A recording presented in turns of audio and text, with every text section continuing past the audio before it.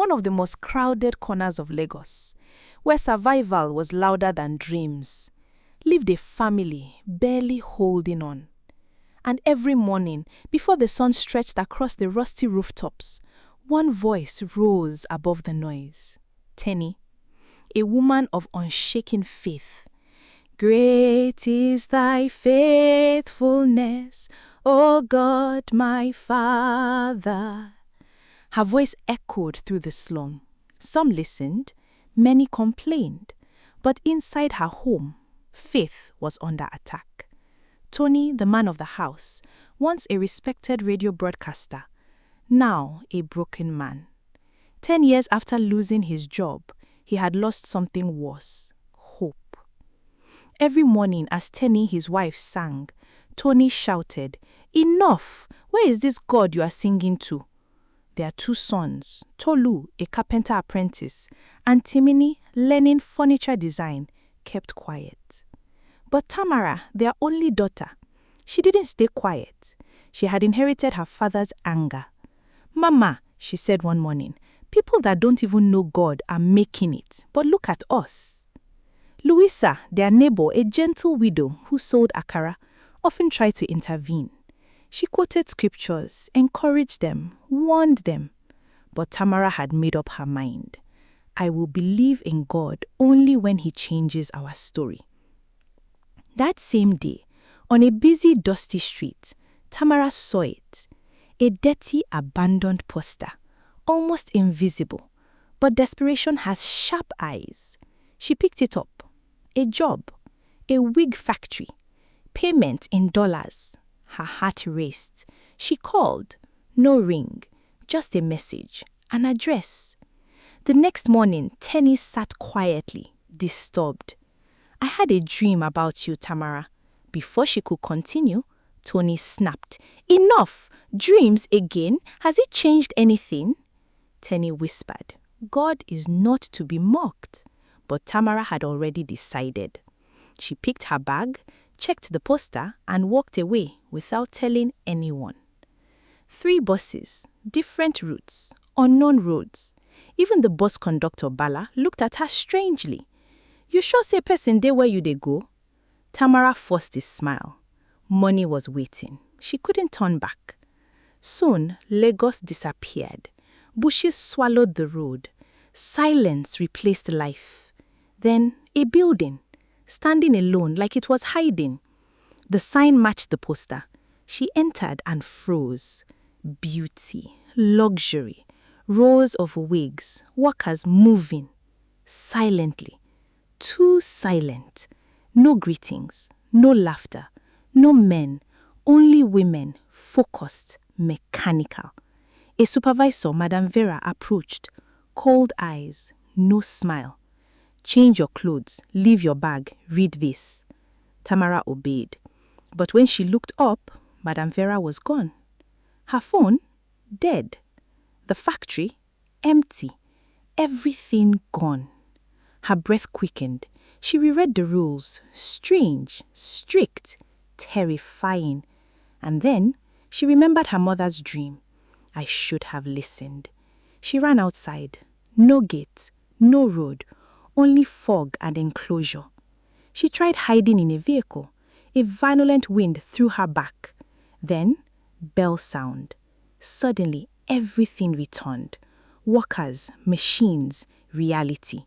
Or something pretending to be.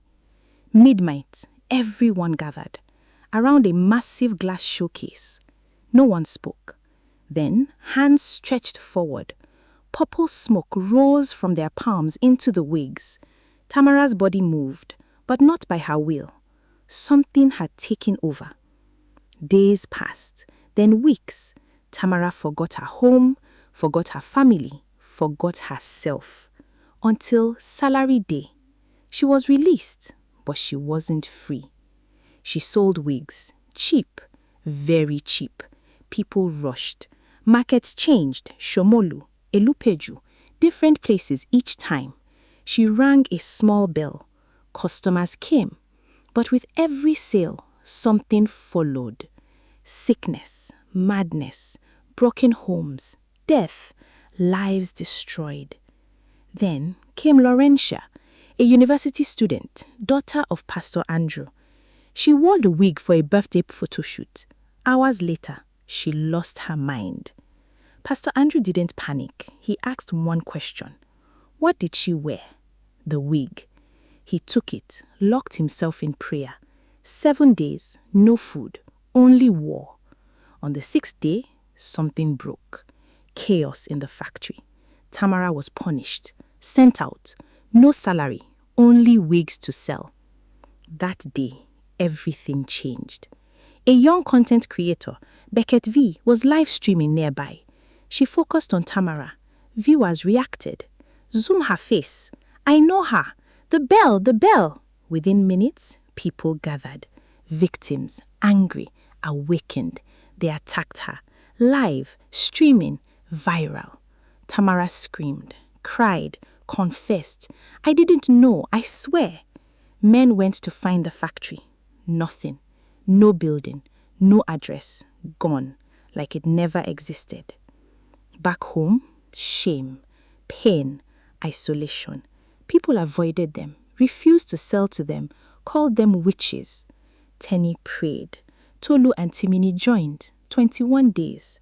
Tony watched, hungry, broken. Finally, he knelt. God, if you are real, answer me. In prison, Tamara cried. The same God she mocked, she now begged. Please, have mercy. 1 week later, she was released. No bail, no explanation, just grace. Peace returned, doors opened. Timini got a contract. Tolu received long-delayed money, 6 million naira. They left the slum. Tenny expanded her sewing. Tony started a podcast, telling stories of pain and redemption. Tamara, she chose a different path, a life of surrender. She became a reverend sister. Moral lessons. Not every opportunity is from God. Some are carefully disguised traps. Desperation can lead you into doors that wisdom would have avoided. Spiritual warnings often come quietly. Ignore them at your own risk.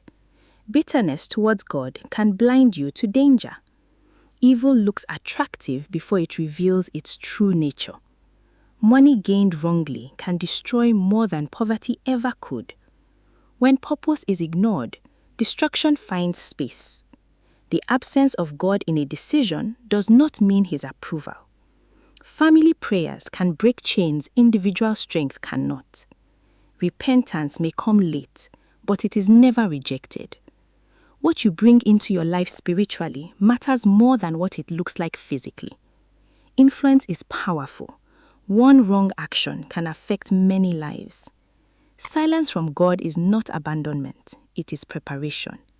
True restoration comes after surrender, not rebellion. Some doors don't open with keys, they open with desperation. And once you walk in, you may not walk out the same.